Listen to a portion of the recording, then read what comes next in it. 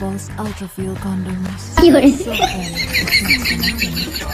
Non-force chocolate flavored condoms. দাদু হ্যাঁ বলো। বলছি যে দাদু কন্ডম মানে কি গো? এই রে, এবার কি বলি?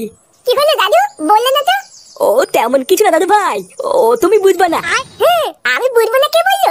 আমি কি ছোট নাকি? হ্যাঁ ফুদা, তুমি কি বলবা নাকি ঠাকুমার কাছে কি জিজ্ঞাসা করবো? না, এ তো বড় মহা ঝামেলায় পড়লাম। কিছু একটা আলবাল বলে কাটাতে হবে, না হলে এ তো আবার পিছনে ছাড়বে না। ইয়ে মানে আসলে দাদু ভাই, ওটা হলো এক ধরনের বেলুন, বুঝলে তো? বেলুন? এটা আবার কেমন বেলুন? আমাকে একটু কিনে দাও দাদু। ওই বেলুন দিয়ে আমি আর কেউ তো দুজন মিলে খেলা করবো। না না, ওই বেলুন তোমাদের জন্য নয় দাদু ভাই, ওটা হলো বড়দের বেলুন। বড়রা ওই বেলুন নিয়ে খেলা করে। নিয়ে বলা বড়দের বেলুন?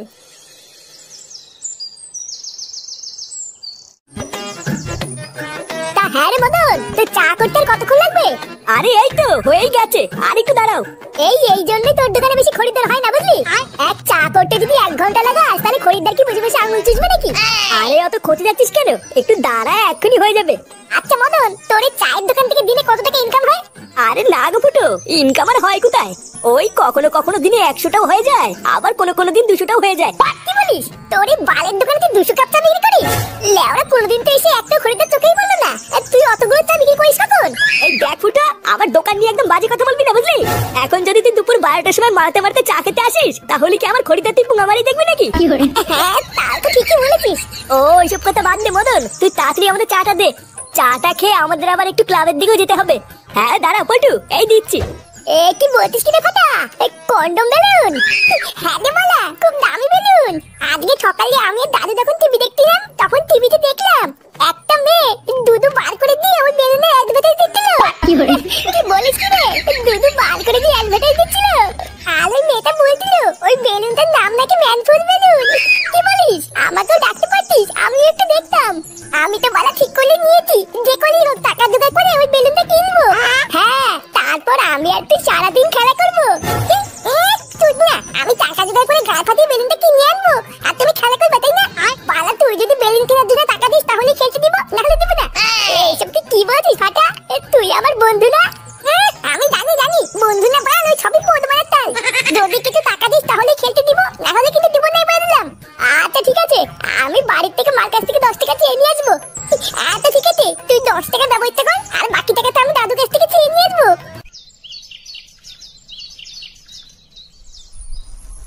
দাদু, ও দাদু, দাদু কই গেল গো? এই কি রে? কি হয়েছে? দাদুকে ডাকছিস কেন? ও আমার দাদুর সাথে কথা আছে। দাদু কোথায়? দাদু এখন বাড়িতে নেই, বাজারে গেছে।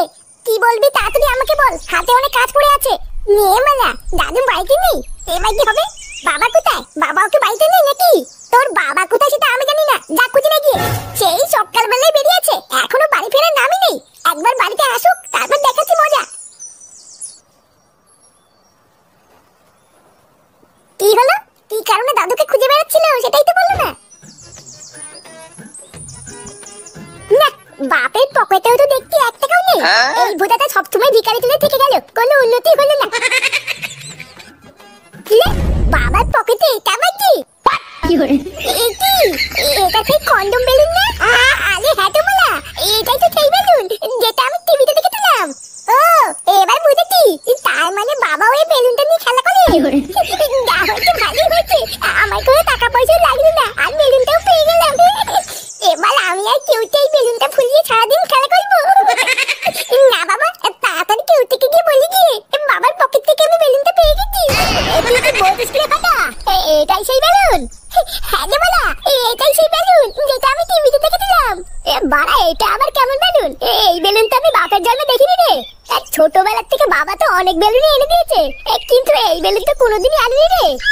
বালার বাল, এটা হলো দামি বেলুন, বুঝলি তো? ওই জন্যই তোর বাবা কিনে আনিনি, কিন্তু আমার বাবার কাছে সবসময় থাকে। ও সে জাগিয়ে চল, এবার বেলুনটা দুজন মিলে ফুলাই, কি বলিস? হ্যাঁ ঠিকই বলেছিস। এই তোরা কি করছিস রে? তুই না দেখতে পাচ্ছিস না কি করছিস? তোদের হাতে ওটা কি, আর কোথা থেকে পেয়েছিস এসব? বালা দেখো দাদু, বেশি মাথা খারাপ করবে না কিন্তু। বুঝা, আমরা এখানে খেলা করছি, খেলা করতে দাও। হ্যাঁ গো দাদু, তুমি এখান থেকে যাও। তোমার এখানে কোনো কাজ নেই। দাঁড়া, আমি তোদের বাড়ি গিয়ে বলছি তোরা এইসব নোংরা জিনিস নিয়ে খেলা করছিস। এ বালা মহা ঝামলা তো, এ কি শুরু করলো? একটু শান্তিতে খেলছি, আরে বুলো পাতা তো সেটাও খেলতে দেবে না দেখছি। আরে বাবা, এত ভাত দিয়েছি কেন? তুমি জানো না আমি এত ভাত খাই না? কোথায় এত ভাত দিয়েছি? অল্প দুটোই তো দিয়েছি, খেয়ে নাও। উফ, এই বেলা করে এত ভাত খাওয়াও তো মুশকিল। নান্টুদা, এ কি বাড়া, কে আপনি? না বলে কই বাড়ির ভিতর ঢুকে গেছেন, দেখছেন না খাচ্ছে। আসলে নান্টুদা, একটা খবর দেবো বলে তাড়াহুড়ো করে ঢুকে পড়েছি, বুঝতে পারিনি। তার জন্য কি এমন খবর যে বাইরে থেকে ডাক দেওয়ার সময় পাননি? ওই পুকুরের ধার দিয়ে আমি বাড়ির দিকেই আসছিলাম, ও হঠাৎ দেখলাম আপনার নাতি ওই পুকুরের ধারে বসে কি সব নোংরা কাজ করে বেড়াচ্ছে। মানে এত নোংরা কাজ যে আপনাকে বৌদির সামনে এখন বলতেও পারবো না।